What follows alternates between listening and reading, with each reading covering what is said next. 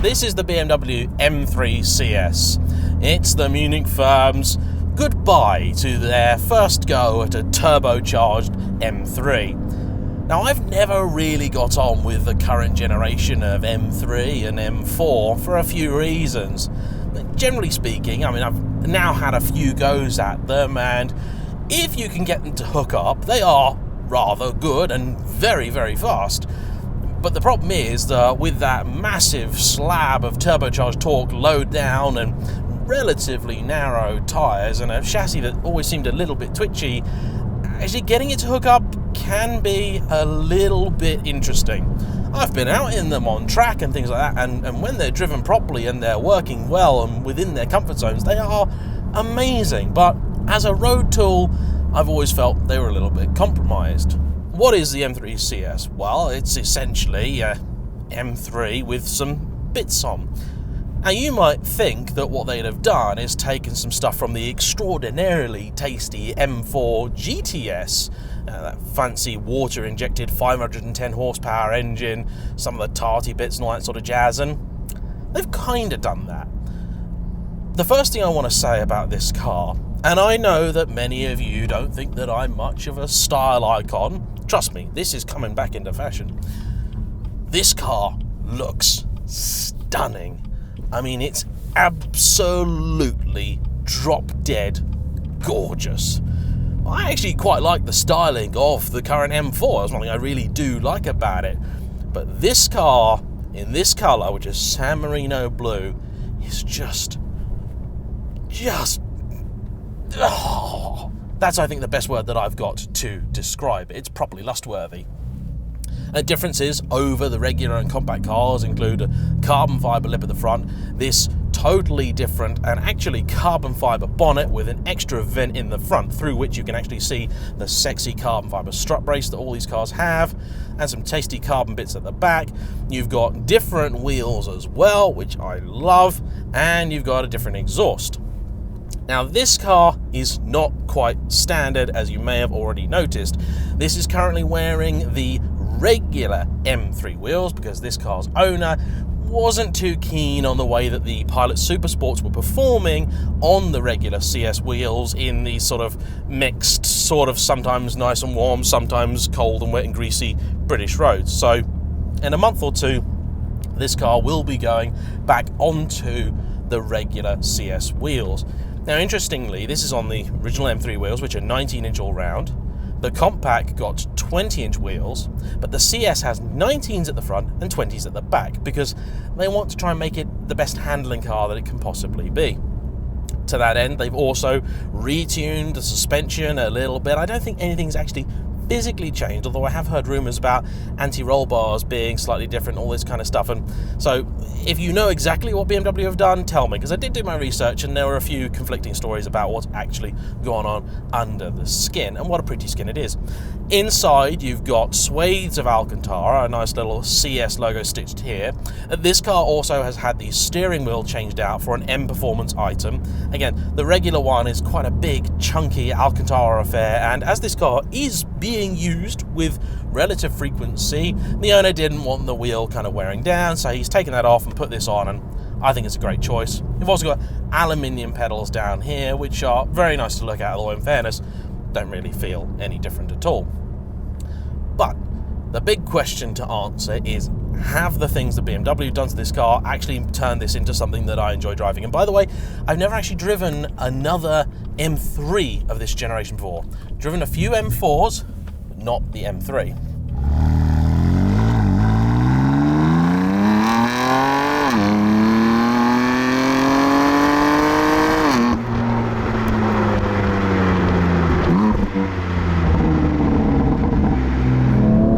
I mean, it's not slow, that's for sure, and the back end is trying to wag even at pretty brisk speeds. This thing has a huge amount of torque, just shy of about 450 pound-feet, and it's got about 460 horsepower. It's only about 10 horsepower up on the compact, which seems a little bit stingy. Now, one thing this car does is turn in really nicely. it's probably got the best steering of any current era BMW that I've driven. I still haven't driven the new M4. Now at speed, the ride does actually improve a little bit. One of my major criticisms of this car is the fact that even in comfort setting, which I have the car in, at anything under about 40 mile an hour, the ride is very choppy, very harsh. So the settings I'm running at the moment are comfort suspension, sports throttle response, and sports steering. I don't like Sport Plus on either the steering or the throttle because they just make it too heavy and just, well, too binary, respectively.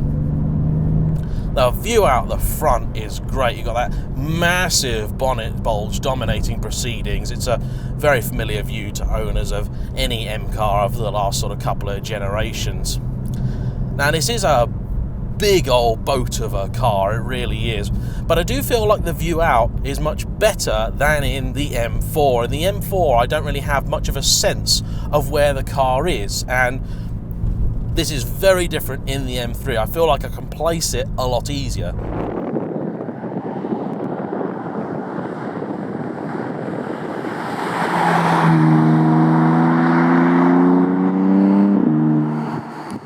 Now, BMW are one of the companies, like many car makers, that do actually constantly tweak and fiddle with their cars, and sometimes maybe a little bit coy about admitting that they have fixed problems, because if you admit you fixed a problem, that means that you're admitting that there was a problem.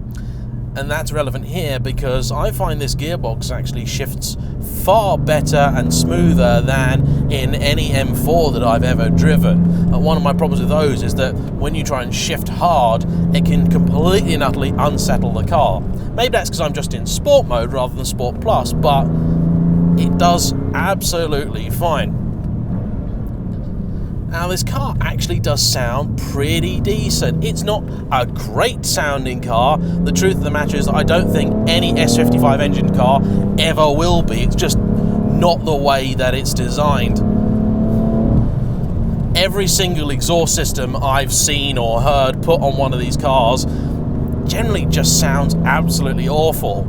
And I've got to be honest here, if you're a viewer of Living Life Fast, I know Ricky's got the Army Trick system on his car, and I haven't heard it in person, but on the videos that I've seen of it, it does sound just atrocious. And in fairness to Army Tricks, that's no different to BMW's own M Performance exhaust, which I did a video on a car with that. It's just terrible. This is as good as I've heard any of these cars sounding. Now, oh, it's a big old mass. Now, the steering, let's talk about that for a second, because it does what you want and it turns in, but it still doesn't communicate with you. So it's a one-way system. It does precisely what you're telling it, and once you start getting down the road a little bit quicker, you can really start to feel the mass of the thing moving around, because despite the fact they've shaved, 10 kilos off the car, they're not really making a difference. It is a big, heavy lump, and so you could get yourself in an awful lot of trouble very quickly, because despite the fact that this is actually quite a stiffly suspended car, when you actually get moving, I don't feel like I've got huge amounts of control over what the vehicle is doing. I mean, the engine responds as well as I'd expect any turbo lump to, but you carry a serious amount of speed along these roads, and so it will be very, very easy to make a very big mistake in this car. This is one of my criticisms of this vehicle from the off, and it stays true now. This is not a car for the amateur enthusiast at all. This will bite you very, very readily. And I'm on Pilot Sport 4S's today, and they are pretty much the best all-round tyre on the market. It's it's a serious thing, this CS.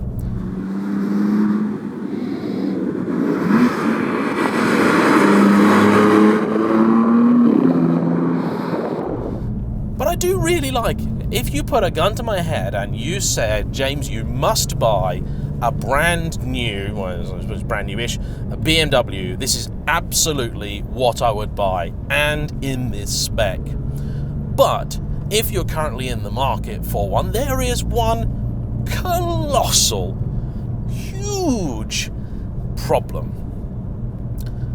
the price.